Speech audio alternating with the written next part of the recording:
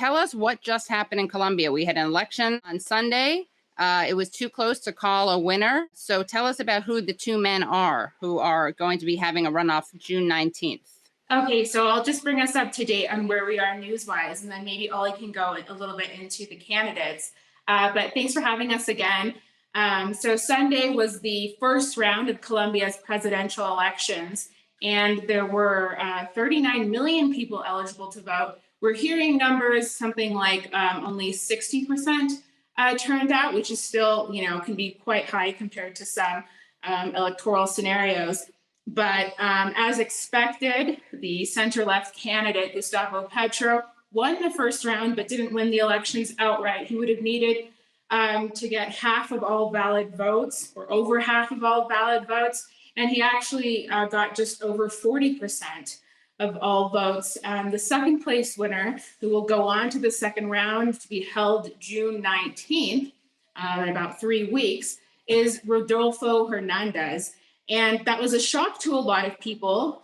They were expecting the second place candidate to go into the second round to be the Álvaro Uribe candidate, the candidate of the far right, who is Federico, known as Fico Gutierrez. And he came in third place. So he won't be going on to the second round. But it's important to say right off the bat that the right-wing candidate who did win, his spot in the second round, who came in second after Gustavo Petro, Rodolfo Hernández, is of course a candidate of the right wing oligarchy, of the establishment. Although he shows himself or portrays himself as being an anti-establishment candidate, he in fact was adopted by the right wing on Sunday night when the electoral authorities came out and said that there will in fact be 2 rounds.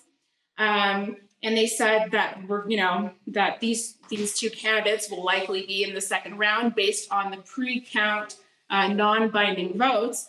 And so all of the far right came out and said that right away that they would be supporting Rodolfo Hernández. And so, of course, the third place candidate, Federico Gutierrez, actually received, at the end of the count, something like 5 million votes, which is quite a lot.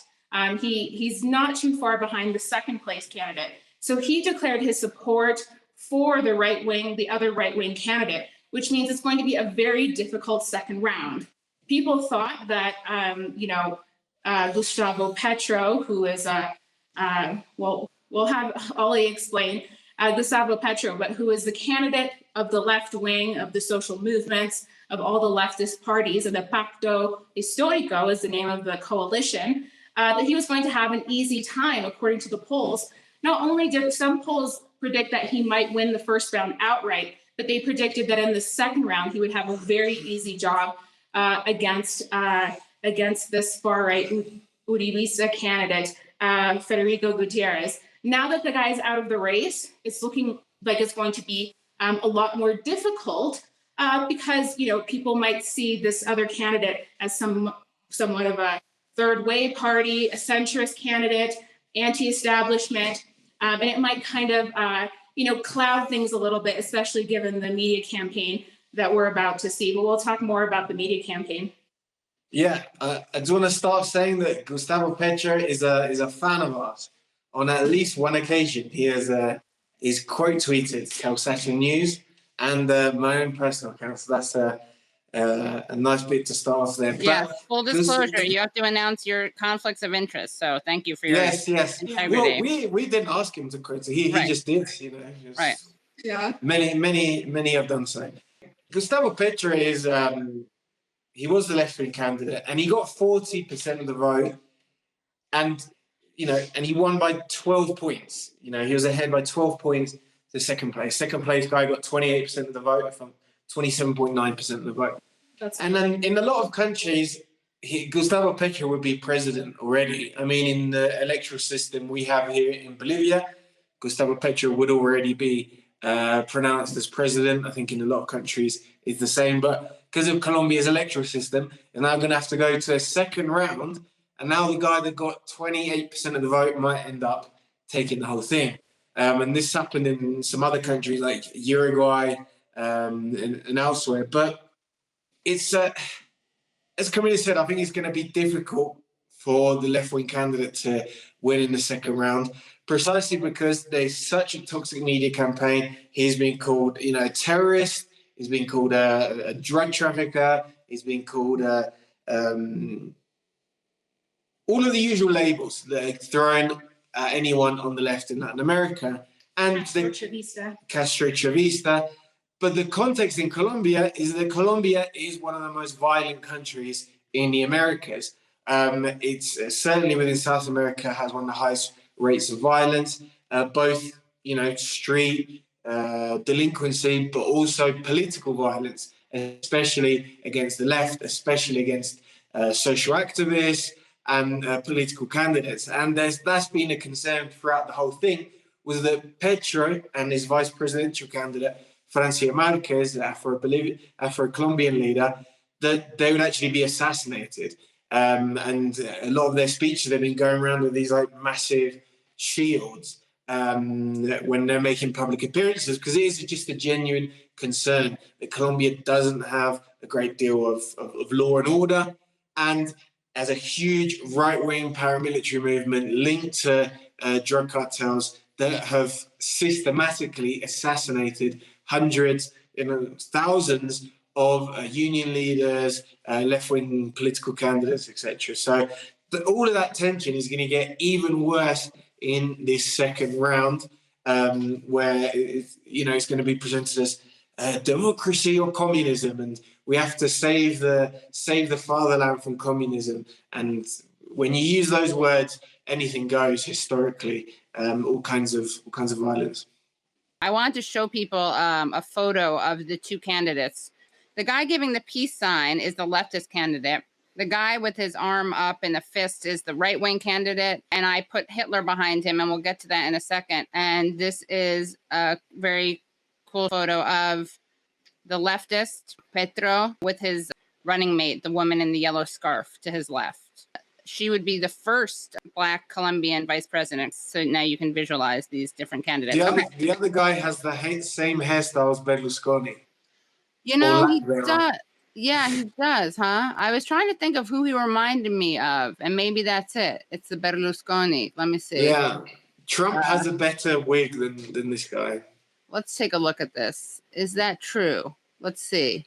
Does Trump have a better wig? Yeah, it's a pretty bad comb over. It's a pretty bad hairdo. He's like Berlusconi before he had the hair trunk, before he took the hair from his back and put it on his head. Yeah, and he has that Berlusconi kind of dead man skin going on. He's quite old. He is born in 1945. I wonder if he died before or after. He was born before or after his hero, Adolf Hitler, killed himself. Yes. But he did indeed call himself a follower of Hitler, right? And then he pretended he was talking about Albert Einstein. Yeah, he said in a radio interview that he's an admirer of a German thinker named Adolf Hitler. He did say that it was just like a lapse, just a brain fart, a brain fart moment. And he was actually talking about Albert Einstein. Right. Quite ironic, obviously, for lots of reasons historically. I know. Can you imagine if Hitler? I'm just glad, guys. I'm so glad Hitler was not around to hear that comparison, because he'd be so. I don't know. I actually kind of believe him, because he doesn't seem like a person of completely sound mind. Right. He is. I mean, he's like similar age to Joe Biden. And we all know Joe Biden has all kinds of moments where he doesn't make 100% sense. So maybe he's telling the truth. Yeah. Well, either way, you don't want him, probably. He's kind of like a self-made guy. He's like a construction millionaire. And in Latin America, construction is not a clean business by any stretch of the imagination. It cries lots and lots of a brown envelope, shall we say, to politicians. There's a lot of history. And in fact, one of his sort of controversies during his time was when he was a local mayor in his region of Santander, which is in the north of Colombia. There's audios of him threatening to have someone killed for sort of tarnishing the reputation of his construction business. While he was mayor, he also and there's There's lots of good videos of this. He slapped a city councillor right across the face for sort of questioning him. ¡No es así! ¿Cuándo?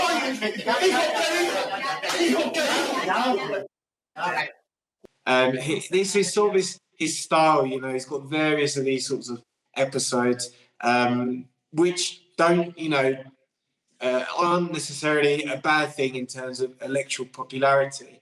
And yeah, he's kind of been able to use this argument that, in the same way Trump did, that I'm a millionaire. I'm a millionaire, so I don't need to rob money. I don't need to be corrupt. I'm going to be the only person that's not going to steal public money because I don't need to, because I've already got loads of it. That's been his argument throughout this time. And his election messages have all just been quite generic stuff. So we're going to end corruption. We're going to cut bureaucracy and things. With all these sorts of vagaries, he's managed to ride by presenting himself as neither left nor right. We've heard that one before in lots of different countries. But I think the key point, which is all we really need to know in this program, it says we need to shrink the size of the state. And I think that tells us an ideological outlook. It tells us that he would be the candidate of continuity, because the Colombian state is already absent in people's lives. And the only function it plays is the function of repression, policing, military. It doesn't play any role in providing social services to people.